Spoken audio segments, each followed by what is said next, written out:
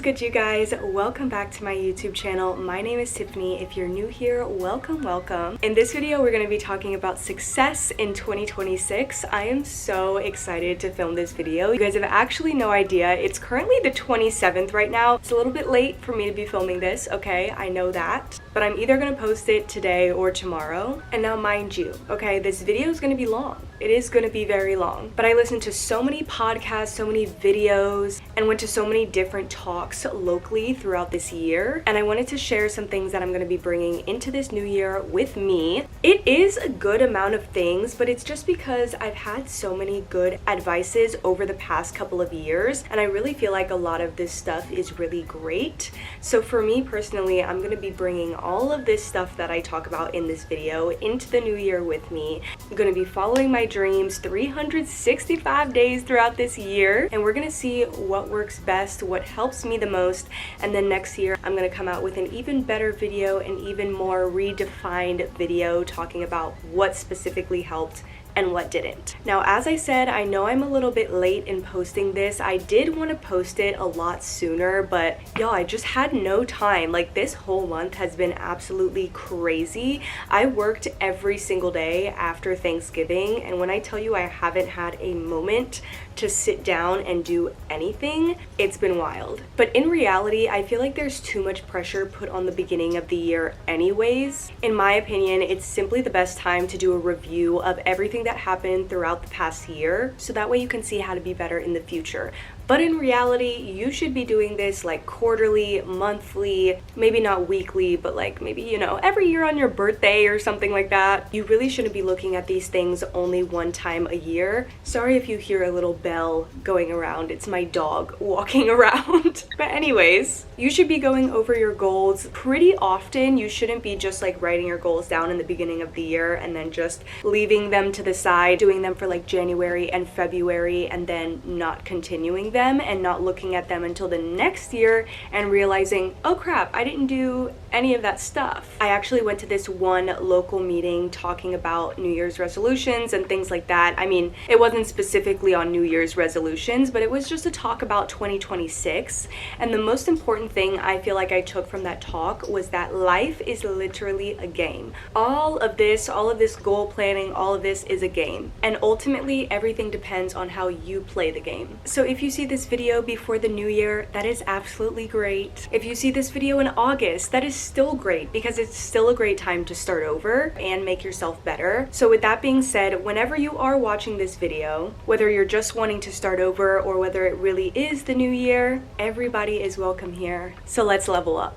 Now I'm going to do this whole video in parts so that way it's a lot easier to go through. So the first part one, is we're going to start with a reset. This is something that I do every single year, and I think it's super important to go into the new year with a fresh mind, mentally, physically, environmentally. All of it needs a refresh so that way you go into the new year with a clean slate. The first thing you want to do is clean out your phone and your computer and all of that, but like mainly your phone because that's mainly what we all use. You want to clear out all the applications that you don't use anymore. I have so many on my phone that I actually need to get rid of. I have like pages and pages of I don't even know what, but that is something that I'm going to be doing on my plane on the way back to LA, which I literally have to leave for in about an hour. So you want to go through your apps, go through your notes. I know you probably have a note in there that's like crashing out from sometime last like March or something like that, because I know I do. I know I do. I'm going to read it back and it's going to be like, I can't do this anymore.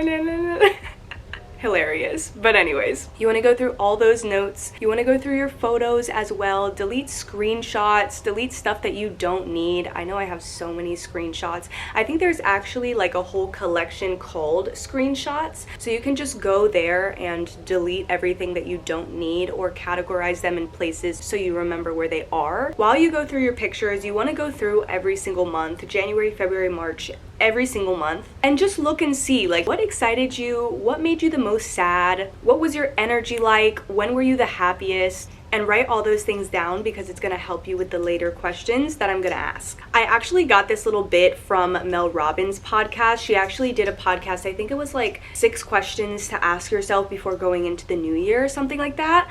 I found those questions to be so helpful, and I myself am gonna be downloading her workbook to work through it while I'm on the plane heading back to LA to set myself up properly for the new year. But to continue on with the reset, you also want to go through your email, delete everything that you can. Don't just open the email, actually delete it so that way it saves some space on your computer. Also go through your social media, go through your friends as well. Who are you consuming that might not be the best for you to bring into the new year? A lot of you guys are going to be wanting to level up, and sometimes the people that you follow and the friends that you have are not going to be able to come with you. Sometimes just because they don't really align with your goals anymore. Sometimes, there's many different reasons for these relationships to fall out, but it will happen. And majority of the time, it'll happen for the better. Now, I'm not saying that you have to go up to your friends and be like, I can't be friends with you anymore for this and that reason, and no, you don't support my goals. Like, no. That's not what I'm saying, but I'm just saying take a mental note of everything that you consume and the people around you because it really makes a difference in your life. The next thing you want to do is you want to clean your physical environment. Do a quick reset. Look through your bag that you use every single day. Clear stuff out of there. Look at your desk. Is everything in the right place for you to be living your best life? Do you have your books on your nightstand? Do you have a little Hatch alarm clock? Like, what is your environmental situation? How can you clean it up and declutter it so that way you're going in, like I said, with a fresh mind and you also see a fresh space. Now, this is an additional step that I like to do because I am psycho with storage, but this optional step is to place everything that you own, like your photos, your documents, onto an external hard drive. The external hard drive that I use is actually called the Lassie. I already packed it in my suitcase, so I'm not able to take it out and show you guys, but I always ask for this hard drive for Christmas because every single year I go into my computer, my phone, my iPad, everything, and I download every single thing that I have onto this hard drive so that way it clears up space on all of my devices. When I tell you I am so prone to getting that message, you've run out of storage, do you want to buy more? You only have this amount of storage left. I get that so often. It's actually so ridiculous, and I know people who do videos too, like it takes up so much space on your computer, so it's really important for you to go through every single year at least. I'm pretty sure for me I do it like twice a year, but it's really important for every single year for you to go through and just transfer everything on there so that way you're starting off the new year with like as much space as you possibly can. You know what I mean? Like you're not taking your phone around in January and it's already saying like you have no space and it's literally the beginning of the year, While you're putting these pictures onto your hard drive and while you're looking at these pictures, deleting the screenshots and everything like that, remember when I said you want to ask yourself some questions and write some things down? Yeah, so here are the questions that you want to ask yourself while you're going through your phone. What drained me this year? What gave me energy? What did I tolerate that I shouldn't have? What version of me showed up consistently? And what am I proud of that I survived? Not what you achieved, but what you survived, okay? This is super important, and Mel Robbins also talks about this as well, but I found this to be a super interesting concept because a lot of the times we're always just like, oh, what did I achieve? What did I achieve? And if you didn't achieve anything, you're like, that kind of sucks, but you probably have survived a lot, I know I have. Some of the examples of some things that I have survived this year is one, a long distance relationship. Those are so hard, so very hard. So I definitely survived that, and I'm still surviving it to this day. I'm actually about to see my long distance boyfriend as soon as I get home to LA. Another thing that I survived was starting over with my brand, starting with new manufacturers, starting with all new stuff with my brand pretty much. Instead of just quietly quitting, I survived pushing through. I survived financial stress, I survived anxiety. There were so many things that I survived this past year, and I feel it's a really cool way to look at this past year rather than what you achieved. and what you accomplished. Like, you survived because you stayed, you know? For this next year, I want you to ask yourself, what am I willing to stay consistent with when no one else is watching? What are you still going to be able to do when you're tired, when you're broke, when you're bored, or even when you're doubting yourself? All right, so now we're going to go into part 2. This part is redefining goals and shifting the narrative from new year to new you to something that's a little bit more supportive. See, the problem with new year, new you is just that, like, it's just so harsh. It's such harsh wording. I think new year, new you doesn't work for most people because it starts itself with the assumption that you are not already good enough the way you are. And resolutions scare people because they're mainly ultimatums. They're really like, if you don't transform your life in 12 months, you are a failure. And that kind of language is just like, is way too much. It's way too harsh. It's way too harsh of language. And ultimately, it creates burnout, not consistency. It turns your goals into punishments, like fix this, change that, become a new person, which you don't need to do. You are good enough exactly the way you are. This whole new year, new you situation implies that you're broken and you need fixing, and that's not motivating, that's threatening. It might be motivating in the beginning, like, oh my god, yes, I'm gonna be a new person, but like, it's not gonna go well after like the first 3 months. It's not a sustainable type of talk to have with yourself, and the adrenaline from that talk will eventually wear off and make you crash out. I don't see my goals that way. I don't see it as a new year, new you type of situation. Goals aren't supposed to be about erasing the old person that you are and creating a new one. Goals are supposed to be about feedback and about showing you what is working and what is not. Goals for you should be a direction, it should be a compass and not a deadline. I mean, you should have deadlines for your goals, but you know, it shouldn't be a changing your whole identity type of situation. And most importantly, goals should be momentum. We don't set goals to become a new person, we set goals to stay in motion. The third part to this video I'm so excited to talk about is your word for the year. This is one word that you pick to take with you as your compass throughout the next year. This section really does serve for people who don't want to create goals at all, but they still want something to bring into the new year with them. For me, I do both of these things. I chose a word for the year. I also made goals. I did everything that I am talking about in this video, which is why I'm making the video in general. And as I said in the beginning, next year we're gonna come back. I'm gonna tell you guys everything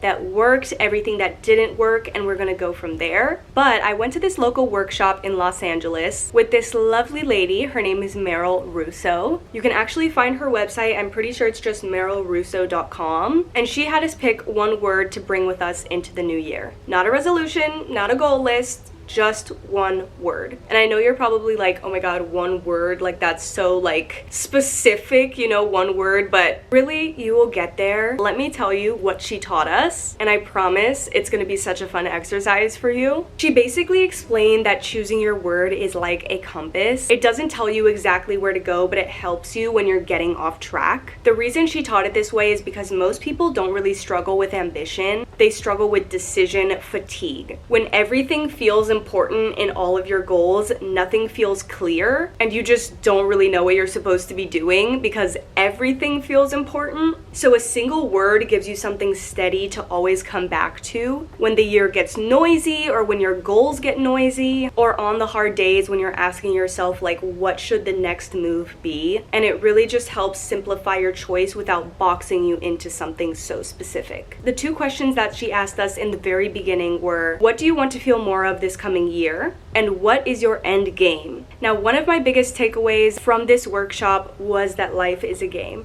Now, I know I said this in the beginning of the video. This is where I got this phrase. It is from Meryl Russo. Life is a game. Time is a game. And the point of that is anything and everything is correct. How you decide to play is what matters most. So do what's best for you. So from there, she then had us pick one category from the following topics. There was relationships, finances, work/volunteer, family, health and well-being, fun, and spirituality and personal development. You could only choose one, and this part was really hard for me because there was like so many different topics that I wanted to choose. I was like, I want this one, but I also want this one and this one. But I ended up choosing spirituality and personal development. And then from there, she went to go ahead and ask us 3 questions. 1, what are 3 things that you want to accomplish in that category? 2, how can you start to show up differently to accomplish these things? And 3, what are 3 ways that you would probably sabotage these things from happening? Once you answer these questions, it's pretty much time to choose your word. And you gotta remember, like, life is a game, this is all a game, this word is your word, so there is no good word, there is no bad word. But she did give us some do's and don'ts while choosing your word. Some of the do's were choose a word that empowers you, inspires you, or a word that excites you. You should choose a word that challenges you and almost like scares you a little bit. Always choose a word that resonates. And some things that you should not do while choosing your word is don't look for the right, perfect word. Don't overanalyze, don't overthink, and don't look to fix yourself because you're not broken. You're meant to choose a definition and also a couple phrases to go along with the word that you choose. And when I tell you, I looked at the list that she gave us of like all the words that we could choose from. I mean, you didn't have to pick a word from this list, but it was a very long list. I literally had like 10 words that I wanted to use, okay? And you probably will start out with like 5 to 10 words that you want to choose from, which is great. And one thing that she said that you can do is walk around with the word. Feel the word around, you know, test them out, see which one is best for you, which one is resonating the most with you. And you can also ask your friends and family what they think your word should be. I know for me specifically, I had my list of 10 words. I asked my mom, I explained the situation to her, and she had the perfect word for me, which was believe. And now that is my word. You can create a little custom definition for it. It doesn't have to be something that you find like online or on a dictionary or anything like that. You can make up your own, which is exactly what I did. I actually wrote mine down right here. Let me read it for you guys. My custom definition for my word believe is to choose self-trust even before proof exists, acting with conviction when doubt is present, to move as if my future self is real, capable, and already in motion, not blind optimism, disciplined commitment to my own potential. Now, one thing she did say that you should do with this word is put it in a visible place, okay? I still have yet to do that. I think I'm gonna make a bracelet. You should honestly do what is best for you and what resonates the most. For me, it is a bracelet because a lot of the time I'll be in like dance class or I'll be, you know, I don't know, I'll be out somewhere. But dance class is probably the best example. And I really need to believe in myself. So if I have that little bracelet and I just look down at it, it's gonna remind me exactly what direction I need to be headed in. You can definitely look up some words that you can use online, but some examples for some words are abundance, acceptance, dream, joy, yes, patience, kindness, faith, forgiveness, rise, grow, healing. Those are just like a few examples off the top of my head. And now we're gonna go into the 4th part of this video, which is actually setting goals. If you do set goals and the healthy way to do it. I think I want to make a video specifically on AI and like ChatGPT and how that can help you create your goals, but that's going to be for another video. But the first thing we're going to do in this whole goal setting process is we're going to do a reflection breakdown. Now, this is where you're going to want to go back to part 1 and look at all those questions that you had asked yourself, like what drained you this year, what gave you energy, what did you tolerate that you shouldn't have, what version showed up consistently, all of those questions from part 1. I want you to take those and now ask yourself these questions. What worked, what flopped, and what changed you? This is where you're really going to see things start to connect. It's really going to start to all come together. You're going to see through your pictures and your videos what gave you the most energy is exactly what led to your success. What did you tolerate that you shouldn't have is going to lead exactly to what flopped this past year. They all connect with each other. So what worked, what flopped, and what changed you? You want to also ask yourself these questions because you don't want to repeat the same year that you already had without even realizing. This really just shows you exactly where you need to start. Now, if you are a goal person, I highly recommend doing SMART goals. I feel like they are the best way to plan out goals. I do have a whole separate video talking about SMART goals, I'm pretty sure, and I will link that in the description below, but there's also so many videos on SMART goals and worksheets online that that you can use, but you want to frame these goals as measuring progress, not your self-worth. This is why we start with those reflection questions first. Now, the next thing you want to do if you do set goals is you want to have vision clarity, okay? So you can have all the goals you want, but at the same time, you still want to ask yourself, how do you want your days to feel? What stress do you want less of? And what fulfillment do you want more of? Goals alone can feel super restrictive and also very harsh, especially when you have a lot of them like I do. And I really do believe that it is important to ask yourself how you want to feel every single day rather than just staring at your list of goals. If you plan your SMART goals out accordingly, you should be able to achieve them or at least get close to achieving them. But that being said, you are not going to be able to grind on your goals every single day because life is life happens, your emotions happen, etc. What's more important is how you feel throughout the day and throughout the journey of trying to accomplish these goals and dreams. Your goals are going to guide you to where you need to be. Your word of the year is going to be your compass, and these questions, how do you want your days to feel, etc., are going to help you navigate your specific choices throughout the day. Part 5 is going to be the structure for multi-dreamers. This is going to be me included because I have many dreams in many different areas of my life, especially career-wise. But if you are a multi-dreamer, the problem is rarely lack of ambition. It's just having too much ambition everywhere. That's why I create these pillars as little containers of my life. Mine are career, health, money, relationships, skill growth, and self. Balance really does matter, which is why I make these containers for myself. You can make progress in one area and neglect a completely different area, but eventually that will lead to burnout in the long term. For example, your career goals mean nothing if your health completely collapses. Now, that being said, this is different than SMART goals, okay? I want to be very specific. SMART goals are not for every single pillar at once. You are not supposed to write a SMART goal for every single goal and every single pillar that you have. They're for 1 or 2 focused priorities in a specific season. And your pillars are just what hold the balance of everything. SMART goals ultimately just measure your progress. The next part of this video is the system itself. This is part 6, and this is the breakdown. Big dreams really don't survive on motivation. They survive on small, boring habits, unfortunately. This is the system that I use to make sure that my goals don't disappear by February. I start off with my annual vision and I ask myself, where do I want to be by the end of this year? Now, this part, it's a little bit hard because I want to say dream big, but at the same time, make it reasonable, okay? Make it something that challenges you a little bit. You're not completely sure if you're going to be able to accomplish it, but something that you can get at least pretty close to. Now, like, don't say you want to like fly to the moon if you are not even an astronaut yet. You know what I mean? Use something that actually works for you. From there, you're going to break the year into quarters. Each quarter should get one focus pillar. So you're going to either use career for the first quarter, family for the next quarter, finances for the next quarter, and go on from there.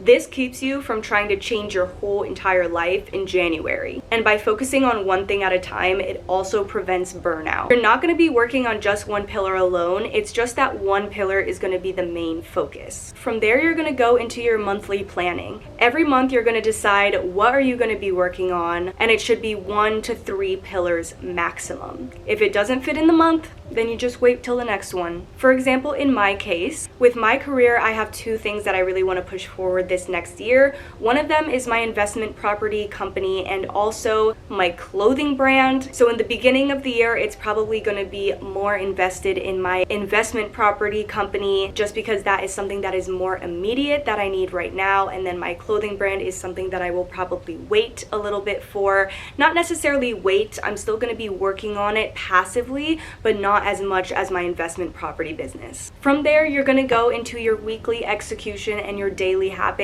Now, these are the most tedious, the most annoying ones. The weekly planning is what is going to make your goals for the month work, which is ultimately going to make your quarterly goals work. But these ones are really, really mundane. Daily habits especially are super boring, and that's really the point of them. They're the smallest version of a promise that you make to yourself. And sometimes you show up for 10 minutes, sometimes it'll be for an hour, but that is what makes the difference, is ultimately just showing up. Now, there's a lot of different ways that you can go about your habits, and I highly, highly, highly recommend reading the book Atomic Habits. He also has a podcast episode that he just came out with, the author of Atomic Habits, on the Diary of a CEO. I actually still have to listen to this podcast, but I've already read the book, and I highly, highly recommend. It goes into every single detail of how you can structure your habits to help you perform at your absolute best. James Clear, the author of the book, he goes into talking about how habits support your goals and not your motivation, because habits come before motivation. Motivation is gonna fade eventually, trust me, it will, and that's why your habits are there. He also goes in and talks about environment over willpower and making sure your environment is set up in the best way so that way your habits are easy to accomplish. For example, making sure you set up your outfit for the night before, set up your workout outfit, set your book right beside your nightstand so that way you can read right before you go to sleep. That also leads into habit stacking. For example, after you brush your teeth, you're going to stretch for 5 minutes, or after you make your coffee, you're going to journal for 1 page. Habit stacking is a really, really great thing to do when it comes to adding new habits into your life. He also goes in to talk about making habits obvious and easy. If a habit requires a lot of friction, like you got to get this out and this out from over there, and then you got to go to your garage and go get this equipment, it's probably not going to stick. So you have to make it easy, obvious, visible, so that way it is the easiest for you to do. Every time you repeat a habit, it creates this little burst of dopamine, not because it was perfect, but because it was familiar. That repetition will literally rewire your brain, which is called neuroplasticity. Your brain is like, oh, so this is who we are now. Like, this is our identity now. You know what I mean? But not in a bad, harsh way. Now, the execution calendar for your habits is really, really important. It's so much better than a to-do list, at least for me. And for the friends that I have introduced this to, they love this so much more than a to-do list. You want to plan out every single thing in a time block, okay? Now, I'm not saying you need to plan everything out specifically because, you know, life happens, emotions happen, you have low energy days, you have high energy days, but you want to make sure that that to-do list turns into time blocks, so that way you have a specific time to do every single thing that you need to do, and you're not worried about, okay, when am I going to do this, when am I going to do this, and doing multiple things at one time, trying to get everything done because you have no idea what time you're going to have to actually do it. So scheduling it into your day is super, super important. Now, with this scheduling, you want to make sure that you have buffers. Like I said, you're going to have low energy days. You're going to have days where you just don't want to do anything. So you want to be realistic when you're planning this. This is something that I struggle with so much, especially this past year. I time blocked so horribly. I had to get used to it because I literally would plan every single thing and then I wouldn't have time to do everything, or I would be low energy and not want to do it. So make sure you are planning like an actual human and not a robot, because you have emotions, you fluctuate, and your schedule needs to reflect that. Even give yourself time to relax. Set that into your schedule so that way you don't burn yourself out. Now, the next thing we're going to talk about is accountability. There's 2 types of this. There's internal and there's also external. External accountability comes from the outside. It comes from other people, your friends, your family. It comes from deadlines and money. And the internal accountability is doing what you said that you would do even while no one is watching. For most people, you need both. For me, internal accountability just isn't enough. That's also why I tell my friends and my family, my boyfriend about my goals and things like that, so that way it also holds me accountable, and so they're also asking me about my progress as well, so that way I know I'm still moving forward. It also attaches a consequence to your accountability. When you tell someone else about it and then they ask you like a month later, like, oh, how's this coming along, and you have nothing, you get pretty embarrassed. So when you hold yourself accountable internally and externally, it helps a lot to actually get your goals accomplished. The final part is why people quit. Most people don't quit their goals in January. Majority of people quit their goals in like Q2 or Q3, and that's when the excitement from the goals start to wear off. Your dopamine starts to drop and your progress slows down, and the boredom and the habitualness of your habits starts to become a little boring. This is when you start to have fear of wasting time, fear of being bad at something, and fear that this isn't actually working. So people quit. Not because they think they can't do it, but just to protect their ego. Most people don't quit enough though. They just quit the wrong things. They quit the dream instead of quitting the habit that is not allowing them to accomplish the dream, and the habits that don't support your dream. For example, relationships that drain you, jobs that stall you. Quitting isn't failure. Quitting intentionally is growth. Now, the last thing I want to talk about is the bounce back protocol. This is what actually matters when you fall off. You might get burnt out. You probably will, because you know, life is life. But if you miss a day,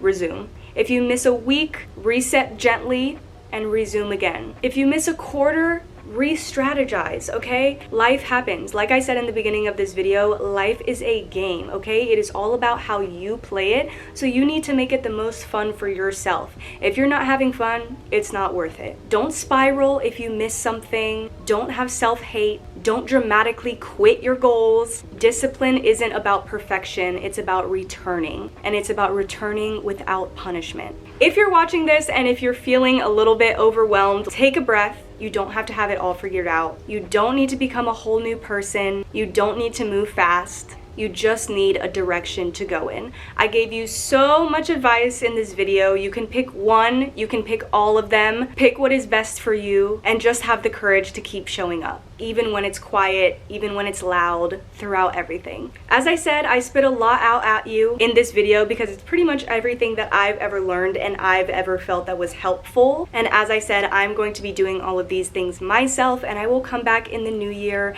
and let you know exactly what I felt helped the most, and we will do a whole new video like this, and it'll be so interesting to look back and see how it is different from this one. But to end this video, some days will feel clear, some days won't, and they both count. Progress isn't loud, it's consistent, and habits are annoying. So take this year with you slowly. Build systems that really support you, as well as a support system that supports you, your friends and family and all of that. And let your goals guide you, not punish you. And when you fall off, just come back. You don't need to do everything. All you need to do is keep going. I'm going to be documenting myself following my goals for the next 365 days on YouTube. So make sure you follow along. Make sure you subscribe. Make sure you like this video. Comment down below if there's anything specific that you want to see, because I'm here for it, or anything else that you want me to explain a little bit better. And make sure you follow me on all my different social media platforms. Anyways, I gotta go head back to LA. My dad is texting me that we gotta head to the airport. So I will see you guys in the next video. I love you friends so much, and I hope you guys have such a good new year. Love you friends. Mwah. Bye. While you look through your pictures, you want to go all the way back to January. She's like, I want you to pet me, girl. I was petting her this whole time. Friends, no.